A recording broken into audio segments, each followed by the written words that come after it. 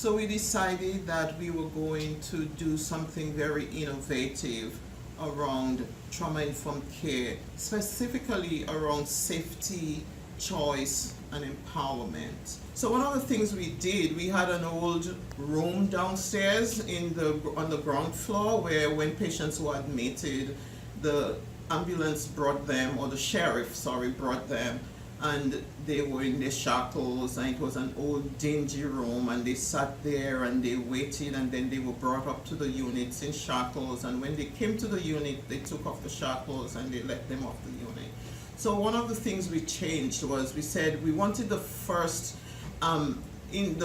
contact with us to be a much more pleasant one. So we redecorated that space that we had. The other thing we did was to ask the supervisor to go down. Once they got the call that the patient was here, that they would go down to that space and greet the patients. So they would greet them with something like, "Welcome to the Fuller. We have been expecting you. We have a meal for you." A lot of the patients we have come from the court. They've probably been sitting in the court all day. They may not have eaten and they've been tired. And that was a good way of making them feel safe and making them feel welcome. What are some of the outcomes of that? We noticed once we started doing that we had less patients attacking the staff within the first 20 days when they got here. We noticed that it also had an impact on the number of restraints that we had, as well as the number of staff who were injured by patients. As a result, a lot of the patients, when they leave or right before they leave, they say how important this first contact with us. Another thing that we did around safety was looking at who we hired.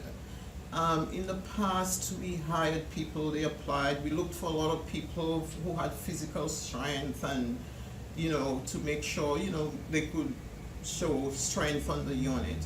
We've been able to hire some staff who are very compassionate, who are very skilled in talking to patients, and when things are beginning to get challenging for patients, they can engage with them and they can help prevent a very difficult situation that probably would end up in a restraint or some other aggressive behavior. And that has been very rewarding for us.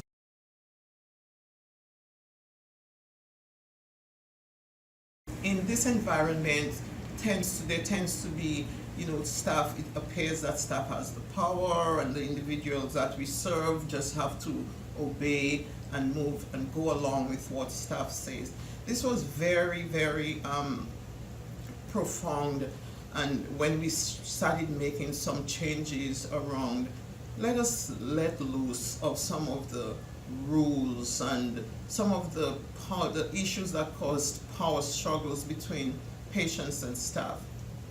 Most significant was patients wanting something. They would like a drink, some juice, some crackers, some yogurt, a snack. They wanted something.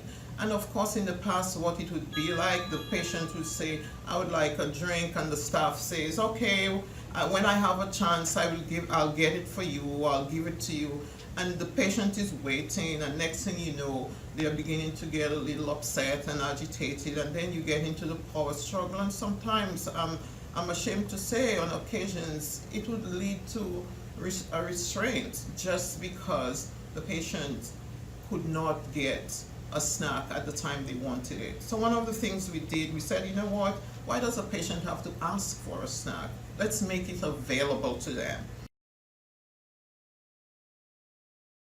And what that has done, and the outcome of that, there's been a decrease, almost an absence of struggle around patients asking for things. And that has made a tremendous difference with patients and staff. And we have seen patients, our customer service survey say that, patients, they say they feel more respected, they feel that the staff are listening to them and they're getting the things that they want and do not have to struggle for it. And we are very proud about what we've done around, you know, working with patients and making them feel safe and empowering them, and really having a culture, trying to create a culture in which we do not re-traumatize the people we work with, but that we